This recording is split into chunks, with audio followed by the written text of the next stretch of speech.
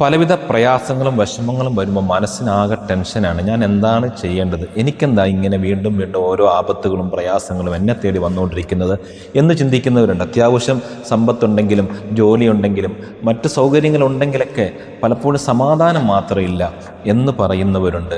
പ്രിയമുള്ളവരെ, നമുക്ക് ചെറിയൊരു വിഷമമോ പ്രയാസമൊക്കെ ഉണ്ടായാൽ അതിന് അള്ളാഹു പ്രത്യേകമായ പ്രതിഫലം തരും. നമ്മുടെ ദോഷങ്ങൾ പൊറുക്കാൻ അത് കാരണമാകും. ഒരാൾക്ക് ചെറിയൊരു കാലിലൊരു ചെറിയ മുള്ള് തറച്ചാൽ തന്നെ അത് കാരണം അവൻ്റെ ദോഷങ്ങൾ പൊറുക്കാൻ കാരണമാവുകയും അവന് സ്ഥാനമുയരാൻ കാരണമാവുകയും ചെയ്യും. അതുകൊണ്ട് എന്തെങ്കിലും വിഷമമോ പ്രയാസമോ ബുദ്ധിമുട്ടൊക്കെ വന്നാൽ അത് നമ്മൾക്ക് കൂടുതൽ അനുഗ്രഹത്തിനും ഐശ്വര്യത്തിനും ഒരു കാരണമാകുമെന്ന് തിരിച്ചറിയുമ്പോൾ, മനസ്സിലാക്കുമ്പോൾ മനസ്സിന് സമാധാനം കിട്ടും.